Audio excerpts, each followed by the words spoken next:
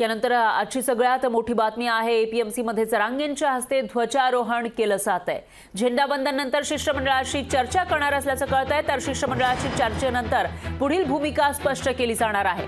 चर्चेनंतर मार्ग न निघाल्यास मुंबईकडे निघणार असल्याच्या भूमिकेवर जरांगे पाटील ठाम आहे। तर नवी मुंबईमधील एपीएमसी मार्केटमध्ये जरांगे पाटील हे पोहोचलेले आहेत। त्यांच्यासोबत हजारोंच्या संख्येने मराठा समाज बांधव सुद्धा उपस्थित आहेत आणि एपीएमसी मध्ये जरांगेंच्या हस्ते आता ध्वजारोहण केलं जाणार आहे। झेंडावंदनानंतर शिष्टमंडळाशी ते चर्चा करणार असल्याची माहिती समोर येते आहे। दरम्यान आज याविषयी या चर्चेमध्ये तोडगा निघणार का याकडे सगळ्यांचं लक्ष लागलेलं आहे। तर जेव्हा शिष्टमंडळासोबत चर्चा होईल त्या वेळेला सुद्धा तोडगा निघाला नाही। तर मनोज जरांगे पाटील मात्र मुंबईकडे येण्याच्या आपल्या निर्णयावर ठाम असल्याचं कळत आहे। त्यामुळे आता अगदी थोड्याच वेळामध्ये ध्वजारोहण होईल आणि त्यानंतर मनोज जरांगे पाटील जेव्हा या शिष्टमंडळासोबत चर्चा करतील त्यावेळेला नेमकी काय चर्चा होते आणि तोडगा निघतो का ते बघावं लागेल। याविषयी अधिक माहितीसाठी आपले प्रतिनिधी स्वप्नील जाधव हे आपल्या सोबत थेट जोडले गेले आहेत। स्वप्नील, काय सांगाल?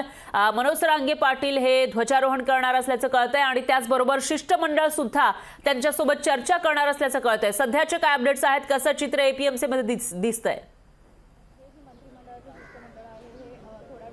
खरं नक्कीच सकाळचे 8 वाजलेले आहेत। एपीएमसी मार्केटमध्ये मराठा आंदोलक आहेत ते जमा झालेले आहेत। एकूणच जी मराठा आंदोलन करते मनोज जरांगे पाटील आहेत ते सुद्धा पहाटे 5 वाजता एपीएमसी मार्केटमध्ये दाखल झालेले आहेत। दरम्यान आता ध्वजारोहण या ठिकाणी होणार आहे। मनोज जरांगे पाटील यांच्या हस्ते हे ध्वजारोहण होणार आहे। खरं तर हे आझाद मैदानमध्ये होणार होतं, मात्र एपीएमसी मार्केटमध्ये आता होतंय आणि याच ठिकाणी आपण बघतोय तयारी सुद्धा झालेली आहे। काही वेळातच मनोज जरांगे पाटील हे खाली येतील, मात्र त्यांची तब्येत ठीक नसल्याचं एकंदरीत माहिती समोर येते। काही ताप त्यांना आलेला आहे, तसे त्यांचे पाय सुद्धा सुजलेले। मात्र मराठा आंदोलनकर्ते या ठिकाणी आहेत। मनोज जरांगे पाटील यांचं भेट घेण्यासाठी शिष्टमंडळ सुद्धा येणार आहे। गेल्या 3 ते 4 दिवसांपासून या ठिकाणी वेगवेगळे शिष्टमंडळ सरकारचे प्रतिनिधी या ठिकाणी येत आहेत, मात्र तोडगा काही निघताना पाहायला मिळत नाहीये। आज सुद्धा जर आपण पाहतोय तर मराठा आंदोलनकर्ते एपीएमसी मार्केट बाहेर घोषणाबाजी करतायत आणि मराठा आंदोलक म्हणजे जरांगे पाटील यांना पाठिंबा देत आहेत। एकूणच आजचं शिष्टमंडळ येणार आहे, यामध्ये मोठं शिष्टमंडळ असं सांगणार, कारण आज हा जो पर्याय आहे,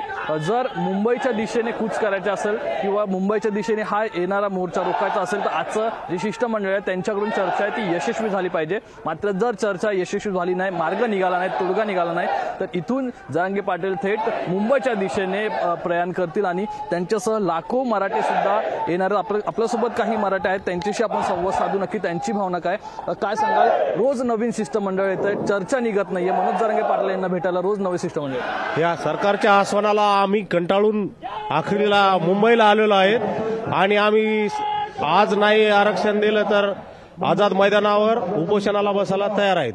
जरांगे पाटील आता आजारी आहेत, त्यांची तब्येत सुद्धा खालवलेली आहे। कसं बघता, रोज ते चालत आहेत, त्यामुळे त्यांची तब्येत सुद्धा बिघडलेली आहे। आता त्यानं 17 दिवस पहिल्या वेळेस उपोषण केलेलं होतं, त्याच्यामुळे तब्येत त्याची खालवला जाणार आहे, पण ते सरकारनं इतका वेळ अंत पाहू नये।